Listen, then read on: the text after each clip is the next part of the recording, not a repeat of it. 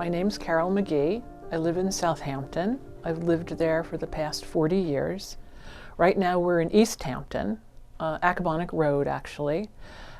This is the Family Service League Mental Health Clinic, and I am the program director. Family Service League is the only mental health clinic on the East End. We provide psychiatric services for adults and for adolescents and children. And we provide therapy, talk therapy, group therapy, play therapy, and we do remote services as well as in person. I think that some people will never get over this, the fear. What I hear people saying is, I'm going to wear a mask every winter for the rest of my life. Other people, say, I can't wait for this to be over. I'm so tired of this. I'm so tired of this. But they still have to, continue on.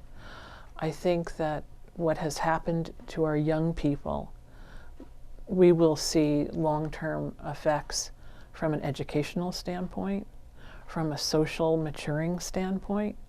I just think everyone will never be the same after this. Humans are resilient. Our species is resilient and adaptable. So I know we will move forward, but there will be people that are injured for a very long time.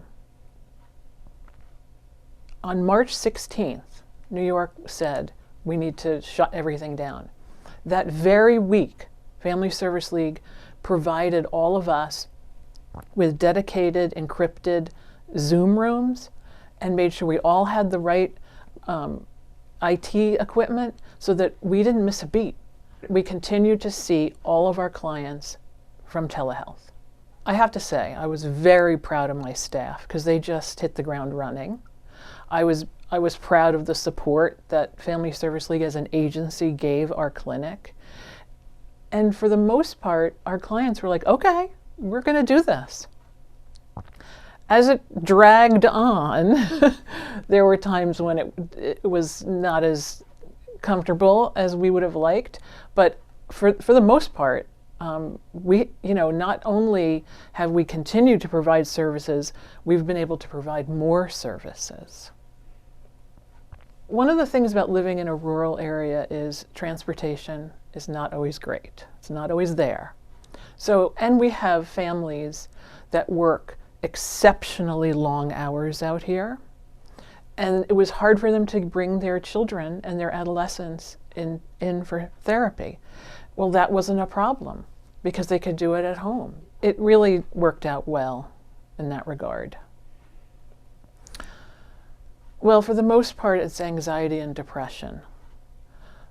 But also because of the toll that it took on some of our families, the deaths of some of our families, we have a significant population of people that have come here with trauma. Either trauma because of things that happened in their home country, trauma of trying to get to America, and trauma that continues to affect them since they're here.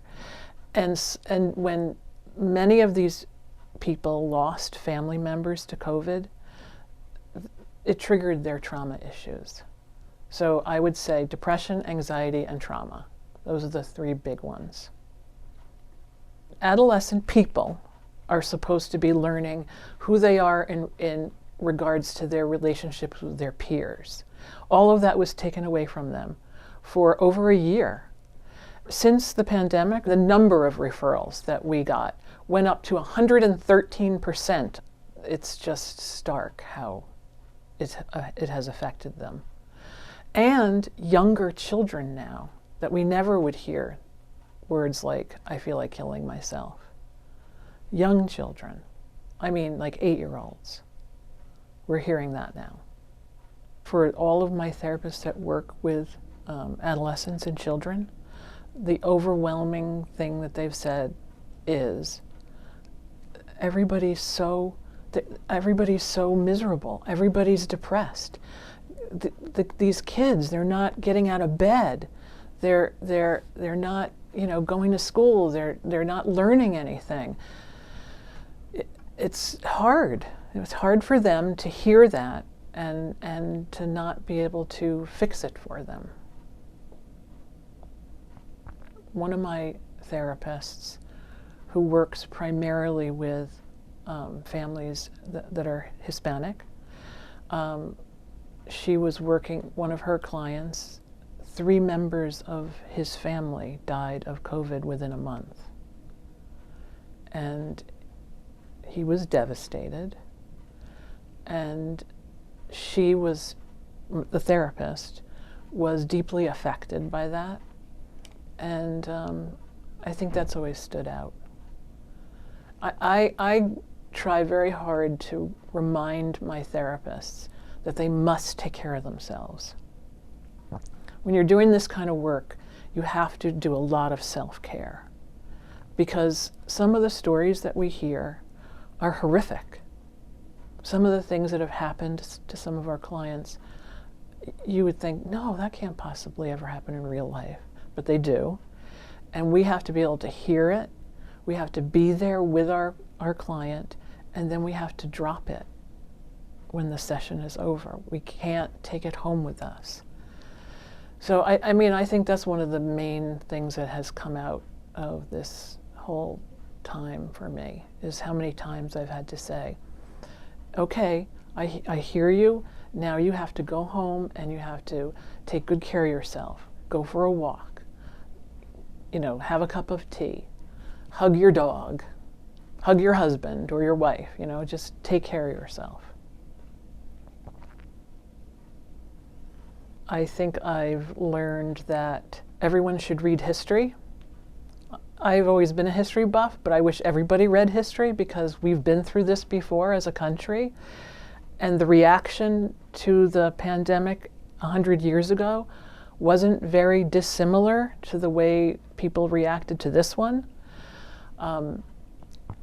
I think that it's amazing that the vaccine was created as fast as it was. So it just goes to show you that when push comes to shove, America can do stuff. I have learned that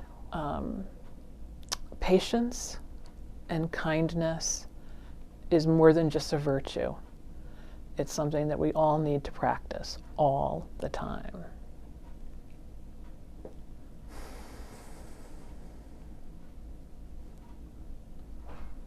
Complicated.